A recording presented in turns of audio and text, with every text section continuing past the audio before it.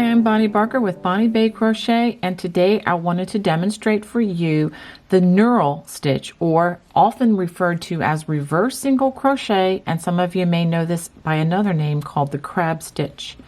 I'm also going to be showing you some alternatives to this stitch after I finish showing you how to work the knurl stitch. Okay, I'm going to be working in a small swatch of single crochets. This can be crocheted into any stitch, quite honestly, and it can be used with any multiple of stitches. Okay, let's go ahead and begin. Now I'm going to begin, usually when you get to the end of your row, you will chain one and then you will turn to work again from right to left for right-handers or from left to right for lefties. Okay, this is where this stitch becomes a little bit challenging, and quite frankly it can be a little bit of a stinker for a lot of people, but once you master the stitch, it is a beautiful addition to your texturized crocheting. Okay, we're going to start with a chain one. I personally like to skip the first stitch, and then I'm going to work in the front loop only. Let me show you what I mean by this. We're only going to work in the front loop of the next stitch in every stitch across. So what I'm going to do is I'm going to come around and we're going to crochet the opposite direction. We're going to pull up a loop, yarn over, and pull through two. I'm going to do this as slowly as I can. We come to the next stitch, which is right here in that front loop, pull up a loop, yarn over, and pull through two. Notice I'm not trying to control where the stitches or where the strands fall. I am just letting them fall as they may. And for the record, the stitch that the strand that I pull in is actually going to be in front of the loop that's already on the hook. Okay, and pull through two. So I'm actually holding this loop with my thumb up, pull up a loop, and again the loop that I just added is in front of the loop that was on my hook, yarn over, and pull through two. So I don't know if that's going to help some of you. I know a lot of people struggle with this, but this is the way this has worked. And even though I've been working this for many years, this does slow me down a bit. I do need to be very careful. And as long as you maintain good tension with your yarn hold on your left hand, or I should say your non-dominant hand, it'll be the right hand for lefties, that will help this stitch considerably. Okay, so I'm going to finish working this all the way across the row, and then I will show you the next step in this stitch process. Now that I'm at the end of the row, I have one more stitch to do, and let me show you something. Let me just show you just the distance wise. If I make another knurl stitch here, then that's going to hang kind of off the end when I go to join it. And so I don't want to do that. So what I'm going to do is a reverse slip stitch, which is put your hook up into that loop, pull the loop through, and then pull that loop through again. And I like to give it a little bit of a tug, not too much, but just enough so that the ending of this row is flush with the other rows that I'm working on. Now that ends row one. So let's go ahead and take a look at that. And as you notice, there is one loop left. The back loop is left from that single crochet row that we are working this stitch in. And let me just give you another view here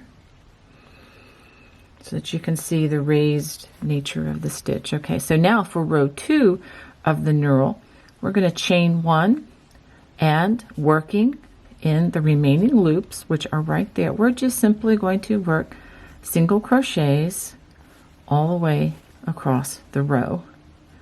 So I will work some of these with you.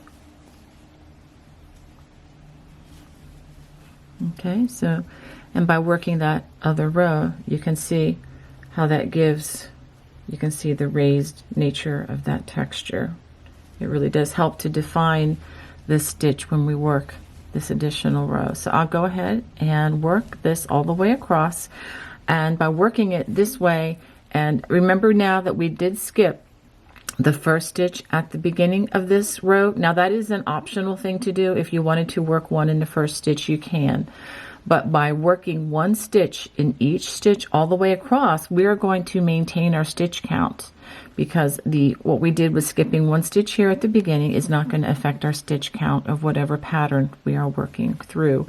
And I do use this stitch in a lot of my designs on my home page. So if you're looking for something special that adds texture like this, please check out my home page. I have many texturized throws, hats, scarves, sweaters, you name it.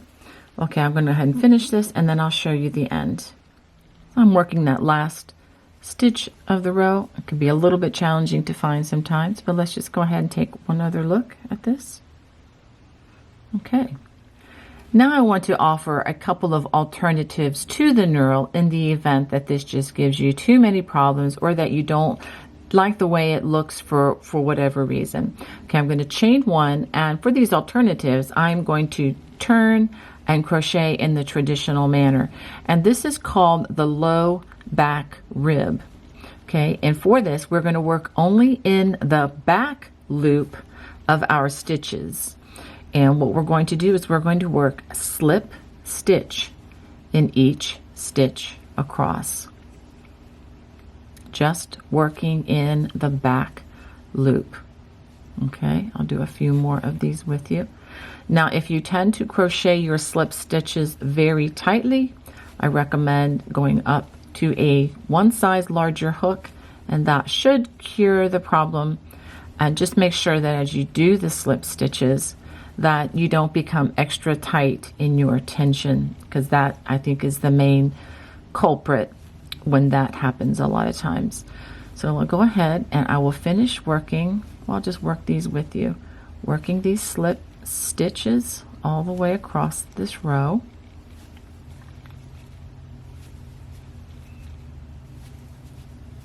Two more, 1 and 2.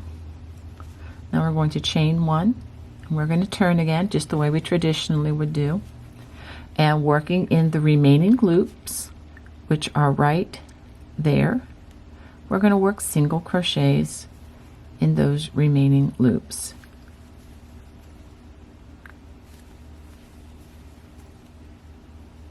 So I'm going to, here, let me just slow this down just a little bit. You might have a little bit of trouble finding these loops. Hopefully you can see these clearly. I'm going to go ahead and pause. And so you can tell this does look a little bit different than this, but it is a raised texture. And those of you who follow my channel may think, wow, that looks an awful lot like a low front ridge. Well, it actually does look almost exactly like a low front ridge, but we're working in the back loops as we go across instead of working in the front loops. And that is the only difference with this. But this way you can work this stitch going the opposite direction than you would, you know, in your stitch patterns with the low front ridge. Now I want to show you a second alternative for the knurl stitch, and we're going to turn our work. In order to do this, chain one, and at this point we have the back side of our work facing. Now the same place in the back loops where we worked the slip stitches in the first alternative, this alternative is called the high back ridge, and we're going to work single crochets in that loop. So working only in the back loop, we're going to work single crochets all the way across.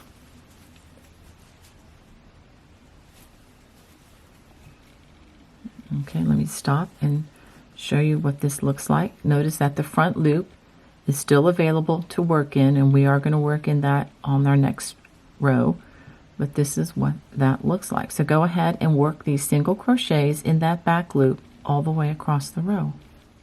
So this is what that looks like at the end of the first row of the high back ridge. Now we're going to turn. I'm going to chain one, and now you can clearly see the remaining loop, and we're going to work single crochets in that remaining loop as well.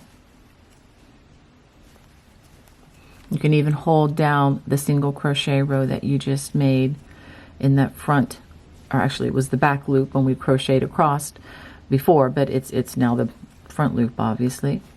So you can just single crochet all the way across the row. So I added a couple of extra rows of single crochet to the swatch just to show you how the high back ridge would look in comparison to the other options. So again, we have the knurl stitch, then we have the low back ridge, and then the high back ridge. And let's turn so that you can see the difference in the texture. So I hope that helps you in your crochet journey. God bless. Bye-bye.